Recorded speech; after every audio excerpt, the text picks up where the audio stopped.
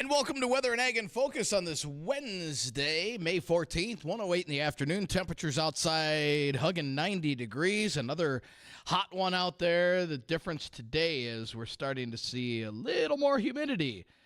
The humidity level that's been at about 15 to 20% is up between about 25 and 30%. Not great, but it's a sign that we're starting to see more moisture pull into the area in advance of a pretty strong storm system that's going to be riding out of the Rockies. I'm Chief Meteorologist Dean Wysocki, along with our Ag Director, Bridgette Readel. Bridgette, how is your Hump Day Wednesday going?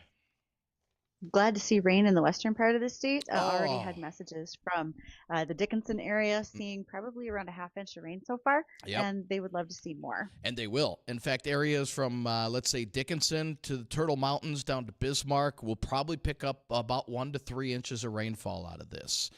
This would be good. Yeah, the areas that are the driest are going to get the most rain out of this. While here in the east, in the eastern third of the state and in the Lakes Country, it's all going to depend on the exact track of the low. And the reason I say that is because as that low tracks out of the Rockies, a couple of our models are bringing it directly over the FM area. And if that's the case, all the heavier rainfall is kind of around the center of the low, which would put the FM area in kind of a dry slot. Now, there's only about a 25% chance of that happening. I think we have a better chance of seeing more substantial rainfall around the area. But the rest of today is going to be dry. If you have outdoor plans, looking good. A little breezy, but not windy like the last few days. Southeast 15 to 30 and highs today. Not far from where they're at right now. We're at 89 right now. Should make it up to about 91 under partly cloudy skies. Skies thicking up. The clouds thicking up tonight. And a slight chance of a few showers or thunderstorms towards sunrise. A better chance out to the west of the valley with lows in the low to mid 60s. And then breezy and warm on Thursday. Scattered showers and thunderstorms. We'll see a couple waves of them come throughout the day with highs in the mid to upper 70s. And then turning windy and much cooler on Friday. We'll start the day in the 50s and have temperatures fall into the 40s in the afternoon with scattered showers throughout the area. That comes to an end Friday night. And again, latest models are printing out about a half inch to an inch around the FM area into Lakes Country. The further west you go, the heavier the amounts will be. And then the weekend looks mainly dry, chilly on Saturday, only right around 50. And then the sunshine in low 60s on Sunday. And if we see enough clear skies Saturday night into Sunday morning, we could have some patchy frost around the area as we head into Sunday morning. So if you have your gardens planted, all that good stuff, make sure you have something to cover them up just in case we get those clear skies by Sunday morning. Frankly, I think folks are ready to have that slightly cooler break. I mean, that shouldn't really be that big a deal. No, and we've got a lot of 60s in the forecast. Most of the next week, we're kind of hanging in the 60s all week. And another storm system coming in the early part of next week. So if you get missed out on the heavier rains on this storm, we still have another one here coming in next week. So we're getting into a little wetter part of the LRC cycle. And this storm system coming through now is going to give severe weather to our south into areas, and some of that may get as far north as Bismarck. That's not out of the question. But keep in mind, when this will come back around in about according to the LRC, about 41 days. So that would put us towards the third week in June, end of June. And by then, I think our chances of severe weather are increased in our area. I think that comes back the next part of the cycle. And that path will be a little further to the west, leaving us in that kind of severe part or severe sector of the storm. So we'll be keeping an eye on that as we head into June and throughout the rest of the summer. But, hey, let's take this rain while we can get it. And, Bridgette, like you said, areas out to the west, Dickinson, Turtle Mountains, Bismarck, those areas are going to get the heavier parts of this storm, that's great news. Don't forget that if you have one of our WDAY rain gauges, or even if you have any other rain gauge, we'd really like to know what you see for rainfall over the next few days. You can easily call us on the JLA Insurance phone line, 701-293-9000. Best thing about JLA Insurance, Nate is a farmer, the same as he's an insurance agent. He can answer questions from a farmer perspective and help make the right decisions for you. And when you call us with those weather rainfall totals, we can help pass them along to what's going on with the National Weather Service. They help us get a little better picture of broad spread or isolated rain showers. You can also email us weather or ag at flagfamily.com, and you'll find us on our live stream on YouTube, Facebook, and Acres TV. Just look for WDAY Weather and Ag in Focus. And with that rain coming, something to consider. Folks are thinking ahead, remembering last year it was a little on the drier side, probably had to water the flowers in the garden a little more often. If you have not gotten out a rain barrel, why not take the time? You can find rain barrels already preset, if you will, so they've got all the functionality that you need, whether it's a spigot on them, the lid, the right size capacity, etc. You can find those at home and garden stores or farm supply stores. If you want to make your own, they can be pretty easy. Soap barrels from local car washes are actually a pretty cool item that you can use for it. They're pretty sturdy. Personally speaking, I actually took a couple of like 55-gallon trash cans.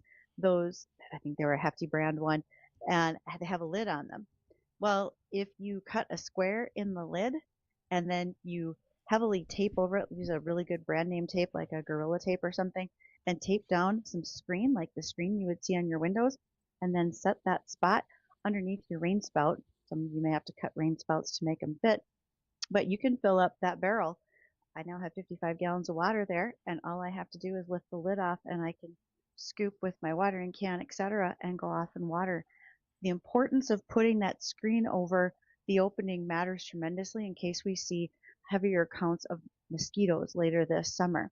We never want to leave an opportunity for standing water for mosquitoes to breed and have more eggs, because I personally am a big proponent against West Nile virus. I will advocate heavily for the elimination of mosquitoes.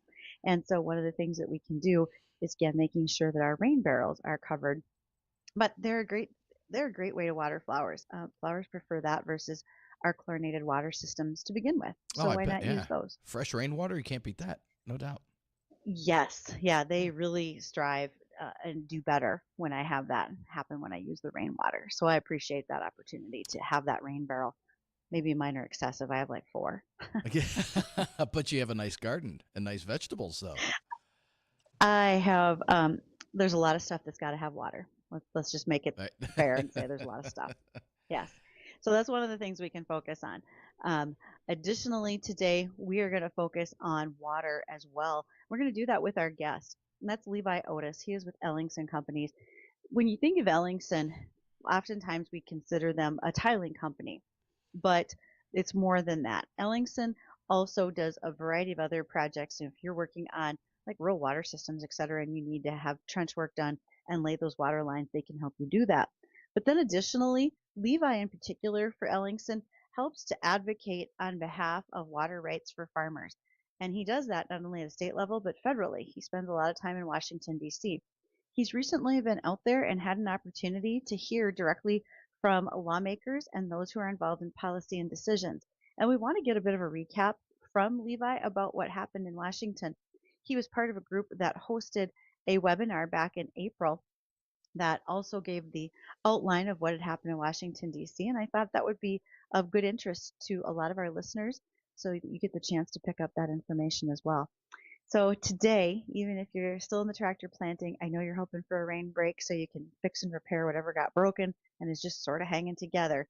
Here's an opportunity to hear what's going to be happening coming from information out of Washington, D.C. So we'll join Levi here in just a little bit after we come back from our livestock update with the American Ag Network. Stay tuned.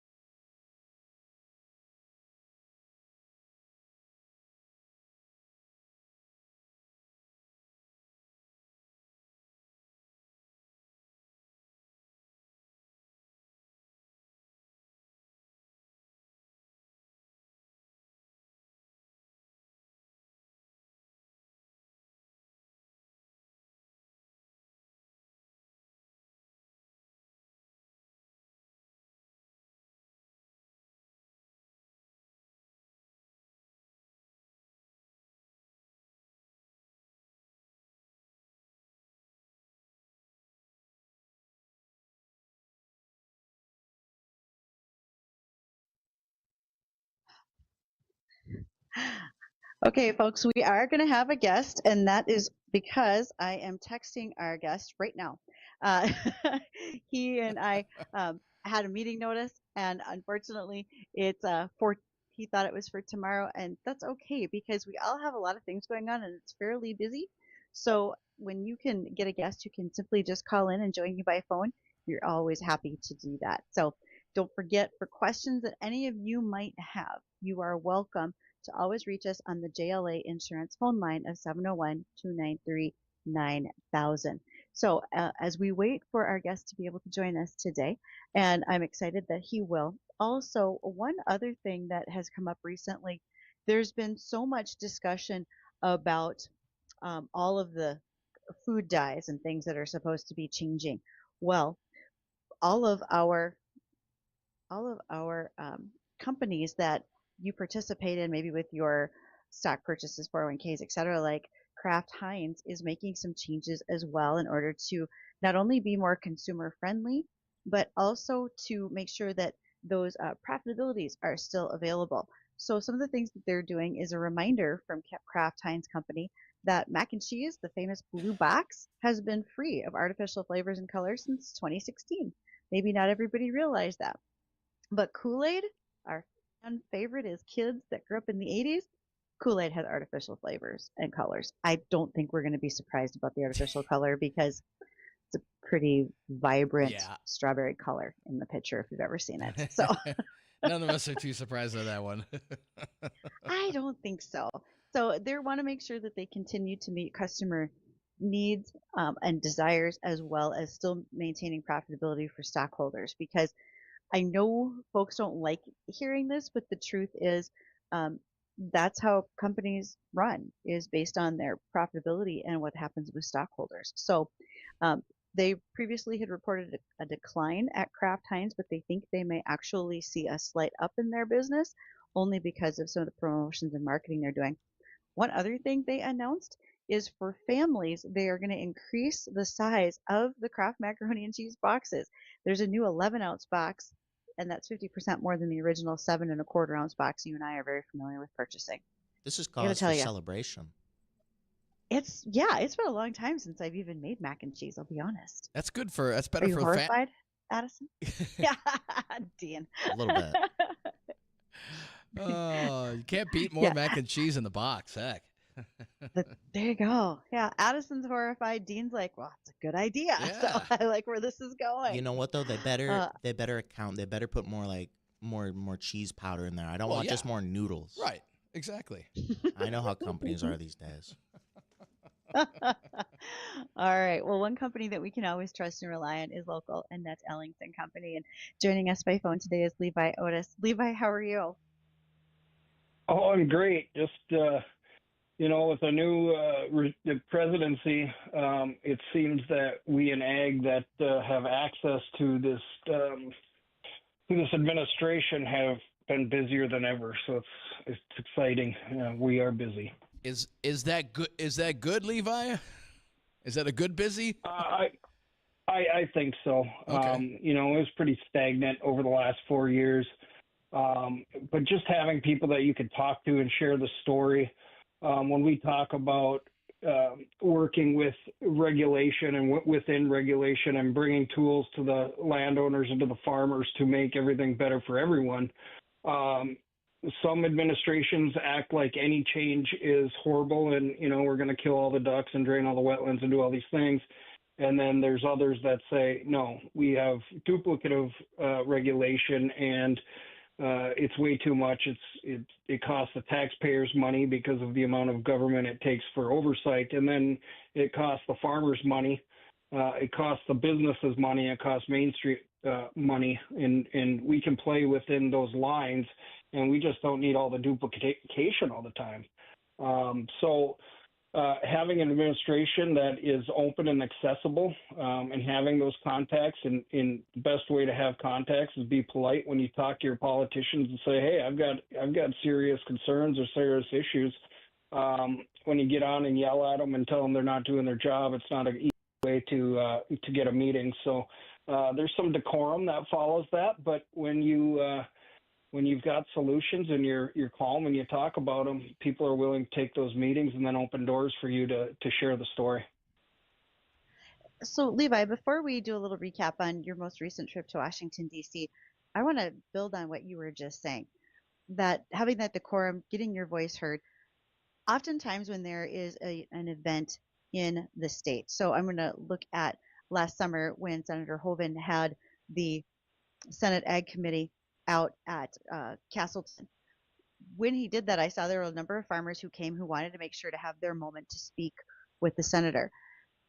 Is that the best approach for farmers? If you want to make sure that you're heard, do you need to get a meeting to see them in person? What are the avenues that, whether it's yourself or someone who's directly farming and has a concern, how should they get in touch with those lawmakers and legislators to help make a better impact? Well, there's several ways. If you're a farmer, chances are you're paying into some sort of organization, whether it's corn growers, soybeans, grain growers. You've got other advocacy groups like Farm Bureau, Farmers Union. Those are definite ways. And if those people or those groups are not speaking for you and doing the things that you want, you need to call your representative for your region, right? And those are on the websites. And although all those positions are voted for, each member of Congress has several staff. So you might have an ag person that works for Senator Hoeven or Senator Kramer or Congresswoman Fedorchak or Fishbach on that side of the river. It might be an energy person. A lot of times ag and energy do overlap, so it could be the same person. And truly, emails and phone calls work very well. And I hate to say that showing up to a fundraiser it assists you, but suggested donations are sometimes on the envelope, but you don't have to give that much, right? But showing up definitely shows that you are concerned with an issue. I like to tell all of our politicians that we support those who support us, and I try to make them earn anything that we are going to donate in the future, and that is to keep them in those positions. But I would start, if I was a farmer, I would definitely start by reaching out to the staffs of those organizations. And if you're not getting anywhere, then you talk to the boss and say, I've written 7 emails and 4 phone calls and I'm just not being heard. Bosses don't like to hear that in any shape or form. Absolutely. Mm-hmm. Okay, so one of the things that I heard you say, and I think is very important, the farmer's voice matters, because even in times of EPA having open comment periods, an actual producer's voice takes weight over so many other agribusiness organizations and that type of thing. So we can never discount the fact that farmers make an impact. We're going to talk about that impact when we return from our news break. And Levi, I'm looking forward to hearing some of the things that happened in Washington that you can highlight for us. And then I have a couple of listener questions for you that I want to ask as well. So we'll do that when we return.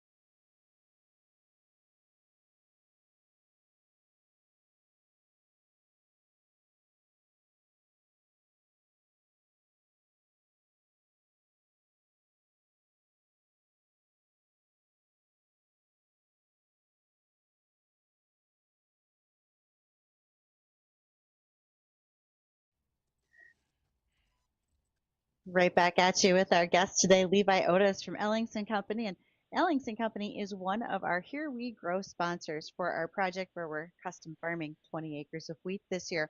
Along with Ellingson, we've got a couple other sponsors. One would be Gowan USA. And for those of you who are dry bean producers, you're very familiar with their lineup, things like Sonaland, Eptam, and more. And keep in mind that as we approach the fungicide season that's going to be coming very soon, now that are starting to get some rainfall anyway across the state, think ahead about Appliance and other products coming from Gowan USA. And Red River Retention Authority, I always have to say that a lot slower, because they are helping to protect communities from flooding both on the North Dakota and Minnesota side. They focus on water retention to reduce peak flood flows by 20%. Levi, that's probably an organization you spend a little time talking to as well. Yeah, we do. We've got a lot of great partners, and it seems like every year those organizations, whether it's Red River Retention or Red River Basin or the Water Board Association or Association of Counties, all those groups, along with the landowners, the farmers, agribusiness, we are much more coordinated on trying to solve a lot of these issues, not only to mitigate the flooding, but how to better use water, right? Because we are a powerhouse for resources in North Dakota where a lot of springs we have too much, and in the summer we need some, and the Irrigation Association is another one where we're looking at different ways to how do you take the water off when you have excess, and how do we put it back on when we need it. And for the people on Main Street, if a farmer has $1, he spends $1, and so those investments into rural agriculture, I've got or rural North Dakota, I've got kudos to our legislature. They did some nice investments for rural infrastructure this last session. And I'm just looking forward to the next 2 years in between the sessions to get some of this implemented, see what works, see what we need to go back and change, and work with the governor's office and the Ag Commissioner's office and DWR for that matter. I think we're sitting in a really good spot as ag right now in North Dakota. Well, we certainly have lots to do, like you said, in the next 2 years. And when you hosted your conference call on April 18th, sharing with folks what had you been seeing recently, what were some of the movements forward in policy, et cetera, can you give us a few of the highlights from that discussion that you had with folks? Yeah, we had a huge crowd, actually. It was the first webinar I've ever done, and a lot of people, even the Ag Commissioner, Doug Gorin, called into it. Colin Peterson called into it also. And then just dozens of farmers. I think I had over 170 some people registered and maybe 150 tuned in. But we talked about U.S. Fish and Wildlife. People don't understand that easements. It was Treasury money that went in and was masked as duck stamp.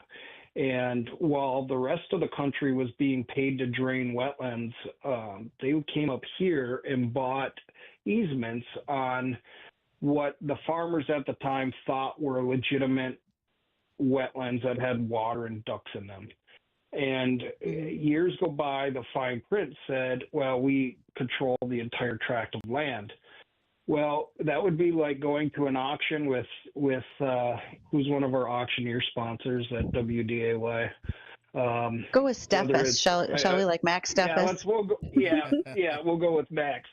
So, if you buy 160 acres from Max at Steffes Auctions, it would kind of be like buying 20 acres but getting to farm the whole 160 for free for the rest of time.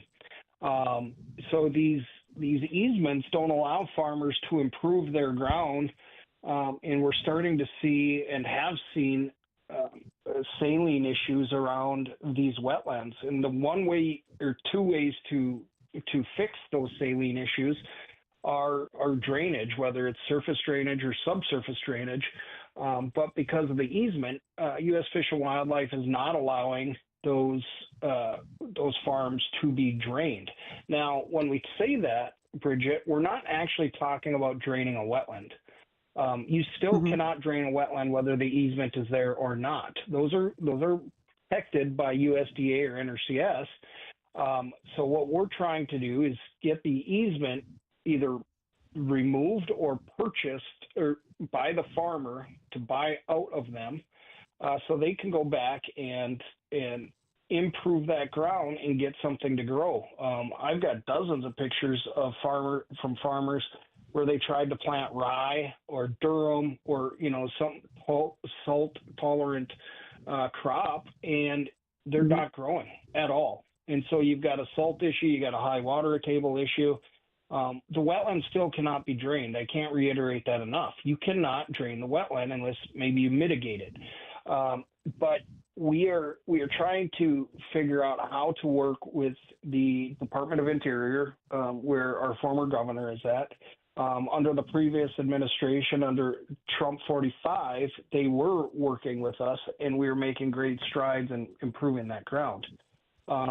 This last week has been as windy as I can ever remember, and obviously on social media, people want to pick on farmers, but you can't get anything to grow, not even prairie grasses on this stuff. So we need help on the farm to be able to improve this stuff. And unless you're willing to drive out there and look at it, you shouldn't be making comments on what farming practices work and don't work.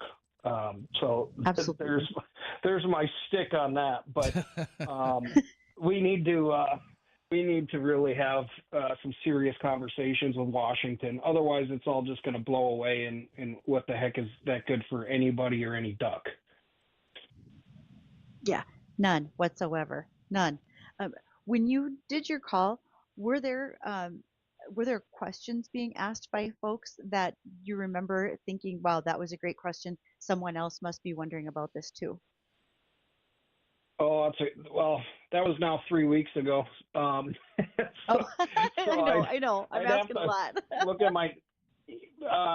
Did you happen to call in on that one? I'm just trying to think. I did get to be part of it. I think a lot of people. Yeah. So I think one question that sticks out to me was what were the costs. I know a number has been floated before that is the cost that the easements were purchased with. I don't know if that is realistic, even with inflation. Right now, I think U.S. Fish and Wildlife is offering easement purchases at $2,000 to $4,000 an acre, a wetland acre, not the entire tract. They only pay for the wetland itself, not the whole farm. That's another problem with these easements, right?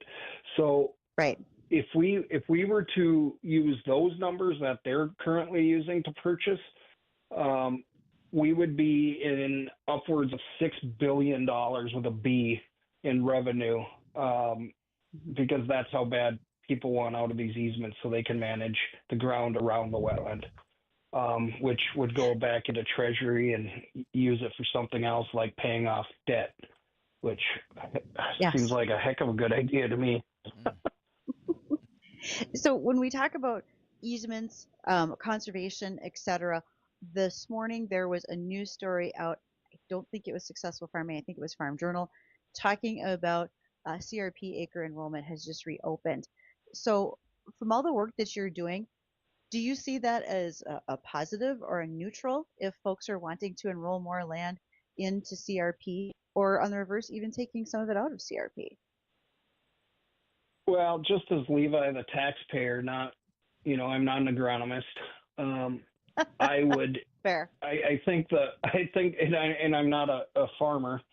Those payments, I think, are pretty generous and high.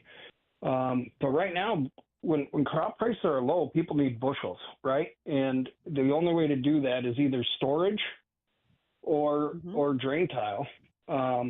Genetics and everything else, but you need acres to plant. So I don't know how many people, when prices are low, are going to be putting ground into CRP. Usually that's a good thing to do when I think prices are high. Maybe I'm wrong on that, right? But a lot of these salt areas, if we could tile underneath a lot of these salt areas and get water moving through, and then planting CRP and sometimes those contracts are so long, though, guys don't want to put tile underneath CRP, but that would be one way to really cruise through it. But you're the agronomist. You got to tell me if that idea is flawed. I don't know. I'm probably not the best person to ask about CRP because I'm in the land improvement business and not taking stuff out of production. Well, there's some land that just flat belongs in the conservation reserve because you're right, it's not quality. It's either blow sand or whatever the case might be. It should be native grass, it should be native pasture. So I think as long as we approach it with what's the best situation for this piece of ground, should it be in production or should it be in reserve? That's where the decision has to be made on a case by case basis. Certainly not on something widespread. Uh, it doesn't always make sense, and I don't, this is going to sound weird, but it doesn't always make sense economically. And by saying that, I mean that is a poor piece of ground that needs as much improvement as possible, and maybe the improvement is conservation, not production. That's what I'm trying to tell you. And I don't think we could say that loud enough for the listeners. Is when we talk about taking ground out of production because it's junk.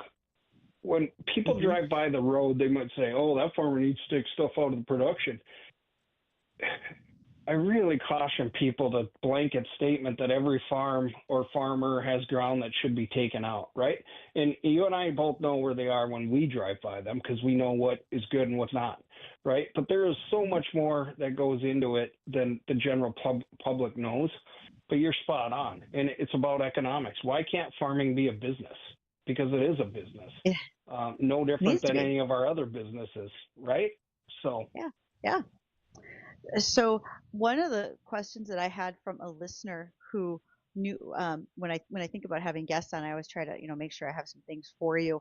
One of them was, as you go to Washington and work with federal agencies, are you seeing, since the new administration came in, a big shift in their attitude toward climate change? Because previously there was so much worry about conservation, climate change, all of these things. Has that quieted down when you go to see the agencies or some of our congressional leaders? Well, I think it's just approached differently. I don't feel like I get hit in the head with a 2x4 when I walk into an office about climate change. I don't know a farmer that doesn't believe that we need to be evolving, right? Every year we need to be doing things different than our dad or grandpa taught us, right? And that's just part of life. Now, I just saw an article that we've added 100 billion tons of ice to Antarctica in the last year, and scientists are miffed. Well, don't say that too loud. The president will take credit. And we talk about shelter belts, right? Big conversation this week. Where do they work? Where do they not? Well, this current president said maybe we should plant 1 trillion trees, and everybody laughed him out of Washington, right? But now everybody's saying, well, we should plant trees. Well, maybe there's a little truth to that.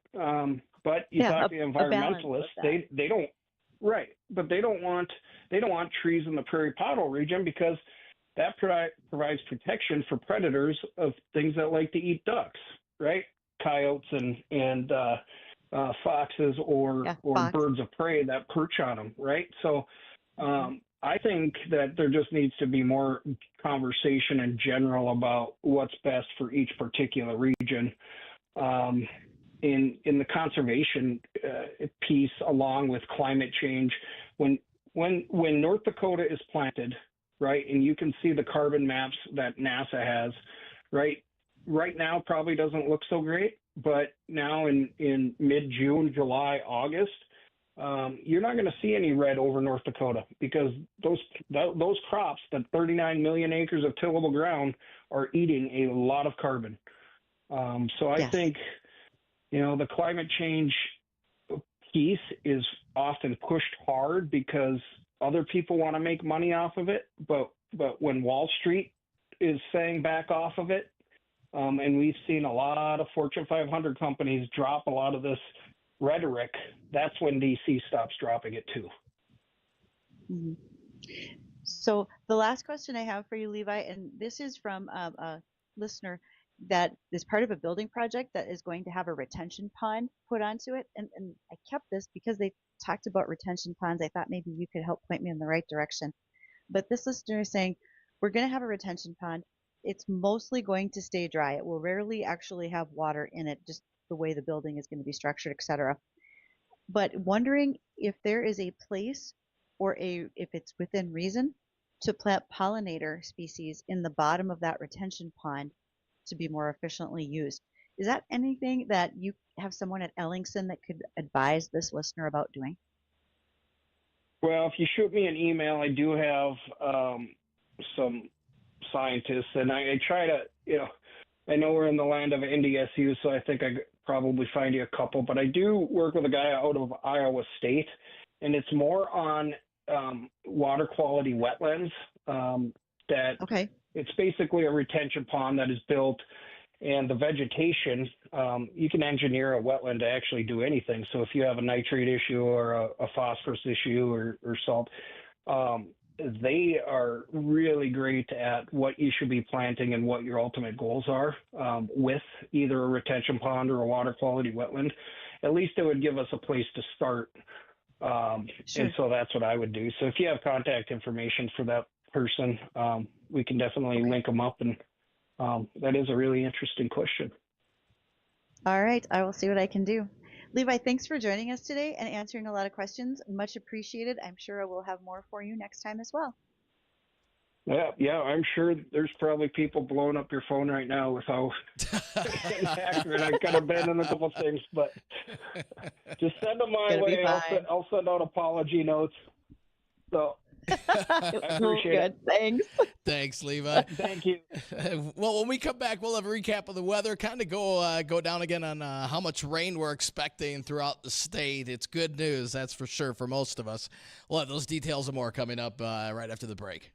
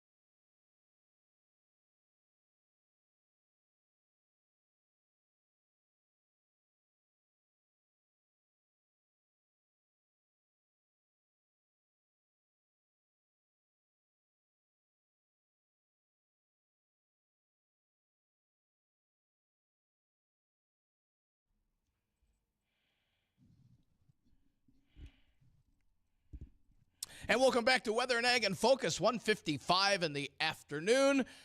And we got temperatures right around 90 degrees out there. Also wanted to remind everybody, if you're a golf fan like I am, we have a great golf set, Mizuno Golf Club set.